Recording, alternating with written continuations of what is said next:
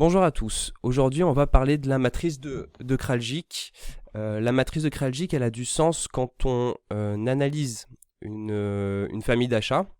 Et surtout, en fait, elle va nous permettre de définir ensuite quelle stratégie achat mettre en place en fonction de la position du segment dans une des cases de la matrice. L'idée, c'est que la matrice, elle est composée donc de 4 cases et qu'elle va mettre en lien donc l'impact business du segment et la complexité du marché. Par exemple, un marché complexe parce que éventuellement il y a un monopole, parce qu'il y a une pénurie de matières premières, parce qu'il y a une technologie qui est propre et qui est détenue entre guillemets par quelques sous-traitants. Effectivement, toutes ces données-là complexifient le marché. Au contraire, cette famille, elle a un marché complexe, mais pour autant, elle représente peu sur le portefeuille global de sa famille. Dans ce cas-là, marché complexe, impact business plutôt faible, on sera sur des achats critiques. Voilà. Là, c'était une présentation donc de cette matrice sur les différentes cases. Et l'idée, c'est de vous dire qu'aujourd'hui, cette matrice-là, elle est rarement utilisée en entreprise, malgré l'intérêt. Ce qu'on a vu, c'est que pourquoi elle était peu utilisée, parce qu'elle était compliquée à construire. C'est pour ça que nous, chez FCA, on va justement vous permettre de gagner du temps sur la construction de cette matrice-là en l'automatisant. C'est-à-dire que vous n'aurez plus qu'effectivement, par exemple, donc tout ça c'est du spécifique et clairement on peut le mettre, le construire comme on veut. Aujourd'hui on a un segment par exemple mécanique, on a un segment électronique, on a un segment ou une famille frais généraux et on a construit effectivement une famille projet. La famille projet, c'est par exemple quand on va gérer un projet, de pouvoir piloter les différentes familles, segments qui sont liés à son projet. Ça peut être de l'électronique, ça peut être la mécanique, ça peut être de l'électromécanique, des pièces du commerce, etc. Voilà. Donc là, si aujourd'hui on part sur la famille mécanique, donc on clique sur mécanique, d'accord, ça nous fait un mapping, donc méca ici. Si je veux le renommer, je vais ici, je mets par exemple mécanique. Ça va du coup me mettre à jour mon mapping, qui s'appellera du coup mapping mécanique. Ma famille, elle sera donc mécanique au lieu de méca. Et ici, je vais saisir les segments, les sous-familles qui apparaissent dans cette famille, dans cette grosse famille mécanique. Donc là, j'ai pré-rempli ce qu'on retrouve en général sous cette famille-là. Donc j'ai l'usinage métal, j'ai l'injection plastique, du cuivre, de la tôlerie, de l'usinage plastique et du traitement de surface quand mes pièces en ont besoin. D'accord ? Et quand c'est pas mes fournisseurs qui le font et c'est moi qui pilote cette prestation-là. Je vais saisir le nombre de fournisseurs qui apparaissent dans cette famille, dans cette sous-famille, d'accord ? Je viens y ajouter le montant de mes achats de cette sous-famille-là, d'accord ? Là, j'ai un global fournisseur et là, j'ai grosso modo le volume global que représente ma famille d'achat mécanique et ventilé de la façon suivante en fonction des segments. Ici, cette colonne-là vient me calculer donc la part de ma sous-famille usinage métal sur l'ensemble de mon portefeuille. Et c'est ensuite que je viens du coup construire entre guillemets ma matrice avec donc un axe qui est ici, qui sera l'impact business, d'accord, et un axe ici, les critères pour l'axe du bas, qui va donc définir ma complexité du marché. Donc, pour la construire, il faut se poser quelques questions. L'enjeu financier de ma famille, donc là, on a mis une petite note d'aide à la décision. Donc, l'enjeu financier, c'est la part que va représenter mon segment sur la part globale, sur le volume global de ma famille. Ici, l'usinage métal qui vaut pour le coup, qui représente 3 millions d'euros sur une famille qui en représente 4,4, clairement, l'enjeu financier, il est plutôt fort. D'accord ? Là, vous avez une petite liste déroulante où vous considérez du coup que l'usinage métal a un poids plutôt fort. Ce qu'on appelle valeur ajoutée, c'est si cette famille-là est vraiment liée, alors soit au cœur de métier de l'entreprise, soit effectivement qui renvoie l'image que peut renvoyer l'entreprise, le produit de l'entreprise et l'impact que celui-là peut avoir. Si je construis, si je suis un fabricant de sièges, typiquement j'aurai une famille tissu qui aurait une forte valeur ajoutée parce que c'est aussi l'image de mon entreprise. C'est la qualité perçue et rendue de mon produit. Donc l'usinage métal, pour le coup, je suis en enjeu financier plutôt fort, hein, je le répète, 67% au global. Ma valeur ajoutée sur cette famille-là, on va considérer qu'elle est plutôt faible. Du coup, ça va me définir un impact business plutôt moyen. L'idée, c'est qu'il fait effectivement le lien entre l'enjeu financier et la valeur ajoutée. Ça me fait une note plutôt moyenne, d'accord? Donc on est sur du 50%. Et donc mon usinage métal va se retrouver voilà, à ce niveau-là. Hein. Ensuite, l'idée, c'est de se dire que il va falloir construire et définir quelle est la complexité de ce marché-là.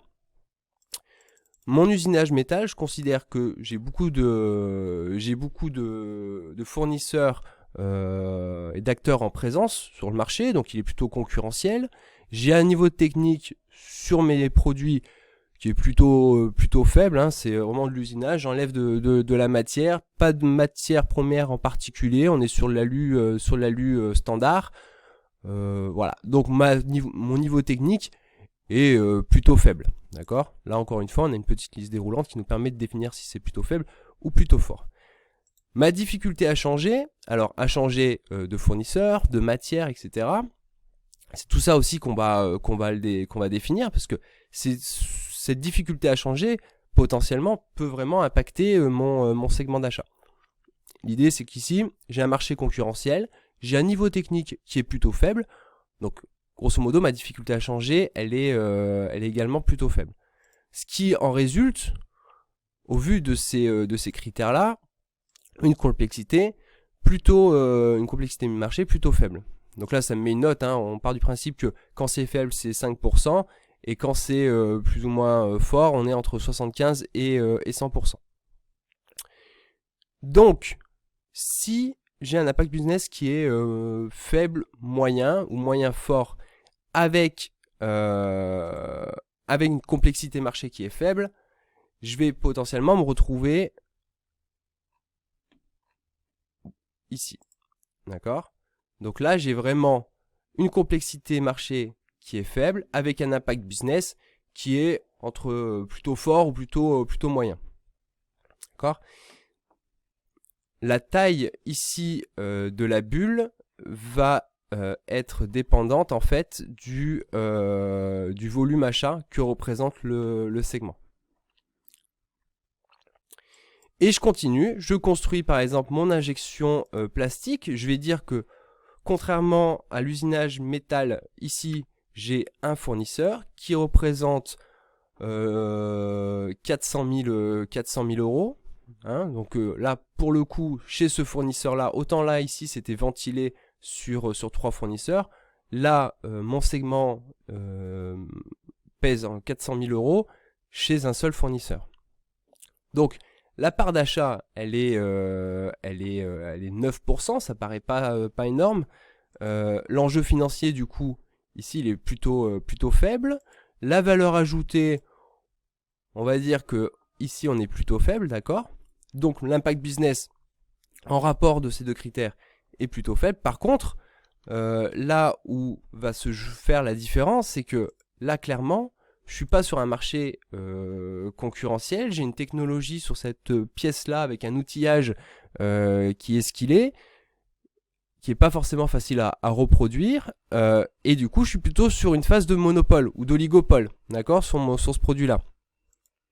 Le niveau technique est plutôt fort, et là du coup la difficulté à changer, on peut partir d'un principe qu'elle est également forte, d'accord. Donc là, de base, et en fonction de ce qui a été vu ici, j'ai une complexité marché qui est forte. Si j'ai un impact business faible et une complexité marché forte, eh ben, mon injection plastique, effectivement, elle va se positionner ici. Hein. Vous l'avez vu, on était ici par défaut. On a mesuré l'impact business, donc plutôt faible. On a mesuré une complexité marché qui était plutôt forte. Et du coup, mon injection plastique, elle s'est décalée parce que elle est arrivée dans les achats critiques.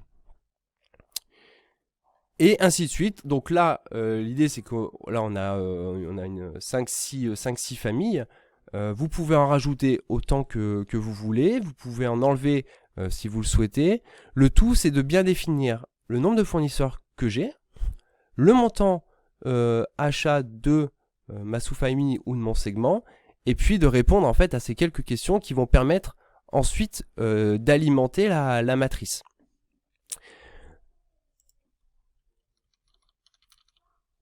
Une fois qu'on a ça, et on l'a bien dit, la matrice de Kraljic, elle va permettre aussi et surtout de définir les stratégies d'achat en fonction